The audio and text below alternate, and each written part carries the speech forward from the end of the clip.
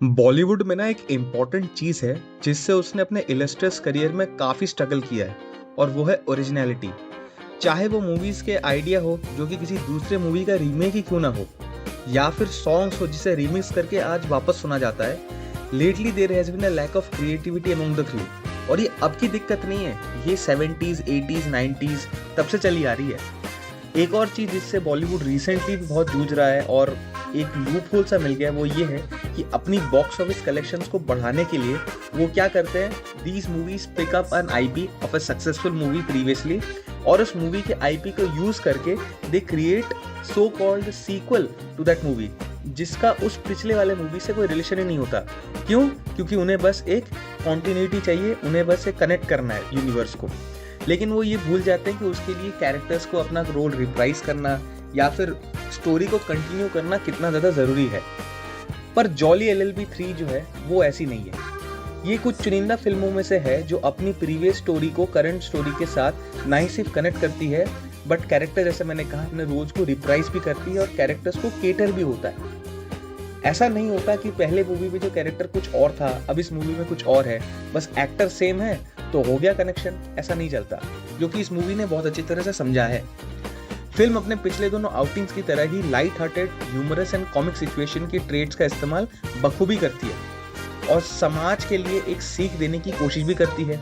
ये अपने पिछले दोनों मूवीज की तरह, जो कि jolly LLB 1 and jolly LLB 2 है, वहां पर जो कोर्ट केस ड्रामा थी उसी को एक कंटिन्यूएशन में रखती है।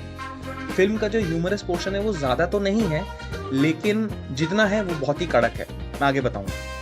फिल्म के बेसिस प्रेमिस पर अगर रोशनी डाले तो हमारे दो जॉली हैं, यानी अरशद वारसी और अक्षय कुमार, दोनों ही वकील हैं जो कि एक ही जगह में अपने ऑब्वियसली लॉ को प्रैक्टिस कर रहे हैं और कंटिन्यू कर रहे हैं।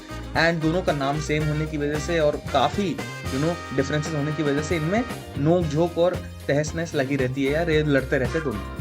लेकिन इन्हीं के बीच एक कोर्ट केस आता है इनके पास, जो कि किसानों के राइट्स के लिए एक तरह से फाइट करने की मांग करती है, जहां पर एक बिजनेसमैन के ईगो और एम्बिशन की वजह से वो कैसे किसानों की ज़मीन को इलीगली हड़पते हैं और उन्हें मरने के लिए छोड़ देते एक तरह से। उसी कोर्ट केस के बारे में ये पूरी मैटर चलती है और क्या उन किसानों को जस्टिस मिलता है कि नहीं, यही इस पूरे फिल्म की प्रेमाइस है।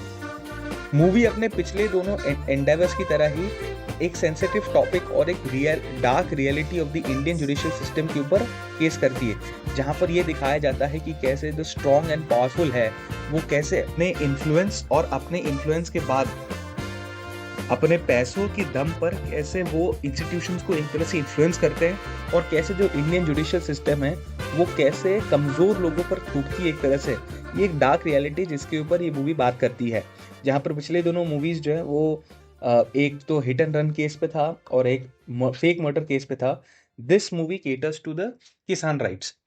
अब इस मूवी में अगर आगे बढ़े तो सबसे पहले तो बात करना चाहूँगा कि इस मूवी की जो कॉमिक टाइमिंग है वो भले ही कम हो कॉमिक रिलीफ्स, लेकिन सारे के सारे ऑन पॉइंट है भाई। अरशद वारसी एंड अक्षय कुमार, इन दोनों की जो परफॉर्मेंस है इस मूवी पे, they are like spot on. Specially Akshay Kumar की comic timing, comic delivery, dialogues, comic situation में अपने को प्रेजेंट करना, वो इमोशंस, वो देखकर मुझे वो ओजी अक्षय कुमार वाली याद आ गई। वो अक्षय कुमार जो कि हंसता था, कॉमिक टाइमिंग इतना फास्ट, इतना क्विक है, that was there. Akshay Kumar की जो बैंटर है विद अरशद वारसी हो गया, सौरभ शुक्ला हो गया, या फिर कॉमिक सिचुएशन में उनका जो रिएक्शन है वो एकदम ही रिफ्रेशिंग और फ्रेशिंग था भाई। मतलब अक्षय कुमार जब कॉमेडी कर रहे हैं मैं तब तक हंसा हूँ मूवी में। अरशद वारसी का भी रोल जो है उनके साथ तो था और ऐसा लग सकता है कि उनका रोल काटा गया हो या ना कम्पीट कर रहे हो, पर ऐसा नहीं था। उन दोनों के बीच में जो बैंटर था वो भी लाइट हार्टेड और काफ़ी मजेदार था। लेकिन उससे भी ज़्यादा मुझे अच्छा लगा था उनका और सौरभ शुक्ला का बैंटर जो है भाई। सौरभ शुक्ला जो है ना वो इतने वर्सेटाइल और अच्छे एक्टर हैं। This movie is a testament to it. कैसे एक आदमी गुस्सा होकर भी फनी लग सकता है और कैसे एक आदमी हर कॉमिक सिचुएशन में जब भी वो आता है ऑन स्क्रीन तो वो लाइमलाइट छीन रहा है अक्षय कुमार और अरशद वारसी से, वो सौरभ शुक्ला ही कर सकता है। सौरभ शुक्ला की जो केमिस्ट्री है विद अरशद वारसी, वो तो मुझे अरशद वारसी और अक्षय कुमार की केमिस्ट्री से भी ज़्यादा पसंद आई। वो जो बैंटर चल रहा है, डायलॉग डिलीवरी है ना, बात बात में चिढ़ना, एक फनी वे में एड्रेस करना, आप सीरियस हो, लेकिन उस सीरियसनेस में भी कहीं से कहीं मजे, हंसी मजाक ढूंढ के लाना, ये सौरभ शुक्ला ही कर सकता है। सौरभ शुक्ला एंड अक्षय कुमार, इन दोनों की परफॉर्मेंसेस इसमें तो मुझे लगता है it's one of the best. And Akshay Kumar की पोस्ट कोविड के बाद this has been one of the best movies that I have seen. इसको देखकर मुझे लगता है कि अक्षय कुमार रियली, मतलब अगर कोशिश किया जाए और स्क्रिप्ट अच्छी हो ना, Akshay Kumar can really pull this off. बाकी सारे कैरेक्टर्स की अगर बात करें तो हमारे जो मेन विलन है गजराज राव, जिन्होंने एक बिजनेसमैन जिनका नाम हरिभाई खेतन है वो प्ले किया है, और उनको डिफेंस लॉयर उनके जो हैं राम कपूर उन्हें प्रोटेक्ट कर रहे हैं, उनका परफॉर्मेंस भी दोनों का ही क्विंटेसेंशियल था, काफ़ी ठीक ठाक था। आई नॉट से कि कुछ एक्सट्रीम था, मेमोरेबल कुछ नहीं था। एक दिक्कत जो मुझे इसमें लगी वो ये थी कि पिछले दोनों मूवीज़ की तरह जहाँ पर अरशद वारसी के अगेंस्ट बोमन ईरानी थे कोर्ट केस में और अक्षय कुमार के अगेंस्ट अनु कपूर थे, उन दोनों की जो परफॉर्मेंसेस थी वो अक्षय कुमार की जो वो कॉमेडी है ना, और वो जो है ना कि विटी ह्यूमर को वो कर रही थी, एक तरह से कॉम्प्लीमेंट कर रही थी with the seriousness towards the practice, वो यहाँ पर मुझे कहीं ना कहीं कम दिखी। मतलब राम कपूर की जो एक्टिंग है यहाँ पर वो काफ़ी मेरे को कम लगी, फॉरगेटेबल लगी ज़्यादा।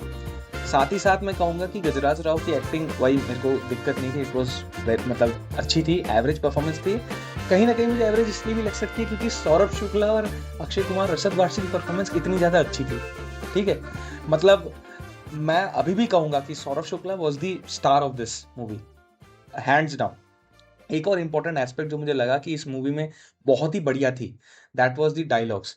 जिसने भी ये मतलब मूवीज के जो डायलॉग्स लिखे हैं ना, इट वाज जेम भाई। एक भी मुझे ऐसा नहीं लगा कि इसमें कोई डर्टी एडल्ट जोक्स हुआ हो, है ना, वल्गैरिटी हो।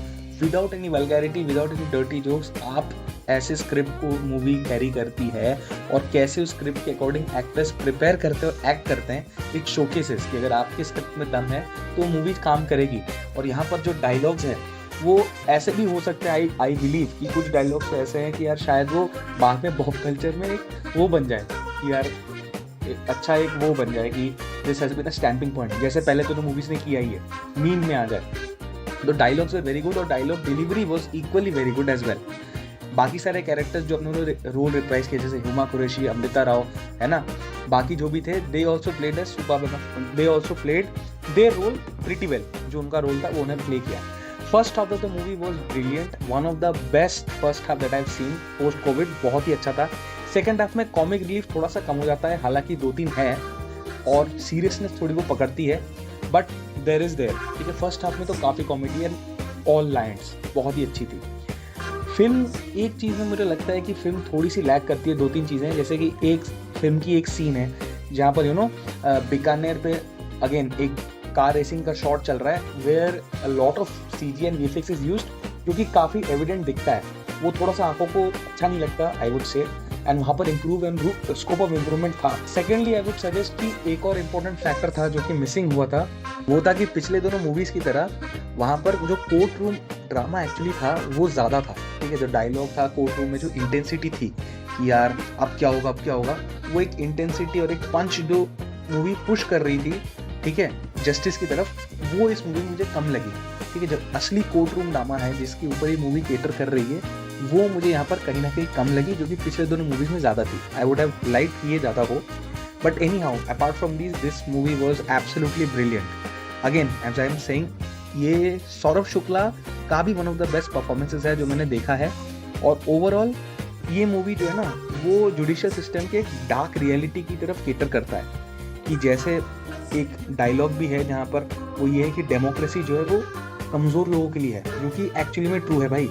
अगर आपके पास पैसा नहीं है और कनेक्शंस नहीं है तो आपको न्याय मिलने में इस देश में काफ़ी टाइम लगता है। और इसको एक light hearted comic the humorous type में सिचुएशन में प्रेजेंट करना, जहाँ पर ये कॉमिक जो रिलीफ्स हैं they are not at all digressing और denigrating the seriousness of the topic, बस कॉम्प्लीमेंट करते हैं। बट इसे दिखाना ये अपने आप में काफ़ी चैलेंजिंग और एक रियलिटी है, डार्क रियलिटी है, जो कि हमें देखने को मिलता है। And again I would suggest कि this is a good movie. अगर आपको वीकेंड में देखने जाना है, फैमिली के साथ एक अच्छा एंटरटेनर चाहिए, है ना, सब एंजॉय होंगे फैमिली के सारे members, then this is a very good movie for you. आप चाहें देख सकते हैं, आपका वीकेंड होपफुली इस मूवी के बाद अच्छा ही जाएगा। मतलब बहुत अच्छी फिल्म है ये कंपैरेटिवली। एंड आई वुड से वन थिंग कि वो जो कर्स था ना कि यार आप फ्रेंचाइज बनाते हो जहाँ पर एक मूवी अच्छी करती है फिर दूसरे 2 मूवी एकदम धप जाते हैं, this curse finally has been broken. The fact that यहाँ पर Akshay Kumar, Arshad Warsi, Saurabh Shukla all came in to put their ego aside. मतलब अक्षय कुमार चाहते या फिर अरशद वारसी चाहते तो ये बोलते कि यार फर्स्ट पार्ट में मैं था, सेकंड पार्ट में मैं था, मैं वापस उसी सेम एक्टर के साथ स्क्रीन शेयर करूंगा तो मेरा स्क्रीन टाइम घट जाएगा, है ना, मेरे पे फोकस नहीं रहेगा। But they chose the script over their ego, they chose acting and they chose the film over it, and इसीलिए this film has been one of the best film अभी तक जो आई है, ठीक है। And I would say again वही मैं कहूँगा कि ये फिल्म आप देखने जाइए, आई होप आप एंजॉय करेंगे। और ये मेरे ओपिनियंस थे यार, तुम्हारे के ओपिनियंस से कमेंट सेक्शन में जरूर बताना। और हाँ, अगर पसंद आए तो लाइक शेयर सब्सक्राइब करना। मिलते हैं अगले वीडियो में, तब तक के लिए जय हिंद, वंदे मातरम।